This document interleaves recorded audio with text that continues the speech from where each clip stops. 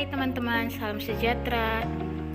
Pada kesempatan kali ini, kami akan membahas tentang studi kasus kami ekonomi publik, di mana kami beranggotakan 3 orang.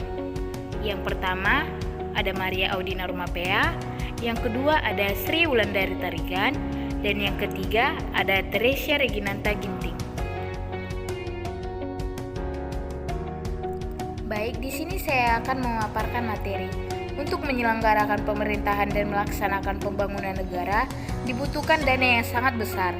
Dana yang diperlukan tersebut semakin meningkat seiring dengan peningkatan kebutuhan pembangunan dan pertumbuhan dalam perekonomian. Dalam upaya mengurangi ketergantungan sumber eksternal, pemerintah Indonesia secara terus-menerus berusaha meningkatkan sumber pembiayaan pembangunan internal dan pertumbuhan ekonomi. Salah satu sumber pembiayaan pembangunan internal adalah pajak. Pajak menurut Pasal 1 Undang-Undang Nomor 28 Tahun 2007 tentang Ketentuan Umum dan Tata Cara Perpajakan adalah kontribusi wajib kepada negara yang terutang oleh orang pribadi atau badan yang bersifat memaksa berdasarkan undang-undang dengan tidak mendapatkan imbalan secara langsung dan digunakan untuk keperluan negara demi kemakmuran rakyat. Anggaran pendapatan dan belanja negara atau APBN dan anggaran belanja daerah sebagian besar berasal dari wajib pajak. Selain itu, peran pajak bagi negara sangat mendukung operasi negara dan pembiayaan pembangunan. Masyarakat harus sadar membayar pajak sejak dini. Semakin rajin masyarakat membayar pajak, pembangunan infrastruktur semakin maju dan lancar. Baik, di sini saya akan menjelaskan mengenai studi kasus yang kami ambil. Menteri Keuangan Sri Mulyani Indrawati mengatakan peningkatan rasio perpajakan di tahun 2021 menjadi 9,11% sejalan dengan pemulihan ekonomi. Sedangkan pada tahun 2022 saat perekonomian mengalami kontraksi, rasio perpajakan hanya mencapai 8,33%. Rasio perpajakan pada tahun 2021 meningkat jadi 9,11% terhadap PDB atau Produk Domestik Bruto seiring dengan pemulihan ekonomi. Angka ini merupakan peningkatan signifikan dibandingkan pada tahun 2022. Kondisi rasio perpajakan dipengaruhi oleh perkembangan ekonomi global dan nasional, dinamika harga komoditas, serta kebijakan perpajakan.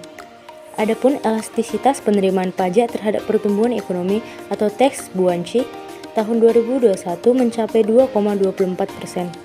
Angka itu didorong oleh pemulihan ekonomi nasional dan dampak kenaikan harga komoditas global seperti CPO, minerba, gas alam, serta komoditas lainnya.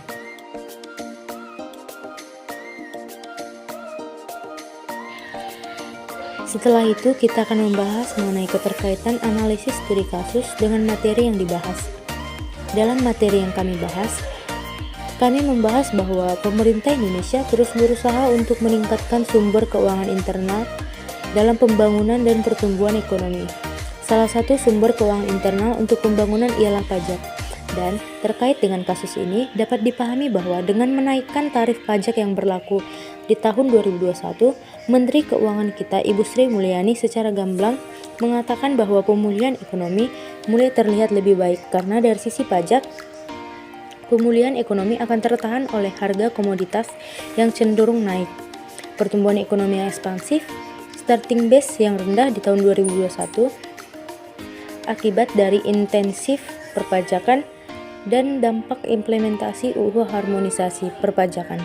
Selain itu, dalam hal ini pemerintah juga telah menerapkan kebijakan tax rebate di bawah program PEN yang juga merupakan tujuan dari pemulihan ekonomi. Dan hal ini berdampak besar bagi perekonomian kita. Selain itu, pemerintah terus mengoptimalkan reformasi perpajakan, misalnya dengan mengimplementasikan UU Nomor 7 Tahun 2021 tentang Harmonisasi Peraturan Perpajakan atau UU HPP. Baiklah, adapun solusi atas studi kasus dari materi ini yaitu dalam rangka peningkatan rasio perpajakan pada tahun 2021, seiring dengan pemulihan ekonomi, penetapan UU HPP sangatlah baik dan dapat meningkatkan rasio perpajakan, sehingga pemulihan ekonomi akan dapat berjalan. Selain itu, perlu diketahui bahwa implementasi UU HPP juga dapat memperluas basis perpajakan dengan melaksanakan penguatan isi administrasi dan kebijakan perpajakan. Dengan kita melaksanakan kebijakan perpajakan, itu akan membuat pemulihan ekonomi lebih baik. Dan yang terakhir, kita sampai di kesimpulan bahwa dari pembahasan mengenai pajak, maka dapat ditarik kesimpulan pajak adalah iuran rakyat kepada kas negara berdasarkan undang-undang perpajakan yang bersifat memaksa dan tidak mendapatkan imbalan secara langsung. Dan kita ketahui juga bahwa pajak ini merupakan sumber pendapatan terbesar bagi negara. Yang dimaksud pajak perorangan adalah pajak yang dikenakan kepada seseorang tanpa mengingat jumlah pendapatannya, tabungan, atau pengeluarannya. Dan peran pajak ini sangat berguna dalam perekonomian kita agar perekonomian negara tetap stabil. Dan untuk itu, dalam hal ini kita harus rajin dan rutin membayar pajak sesuai yang dikenakan pajak oleh pemerintah, agar efek perpajakan dalam perekonomian ini terlihat seperti pembangunan jalan dan pertumbuhan ekonomi yang baik. Terima kasih.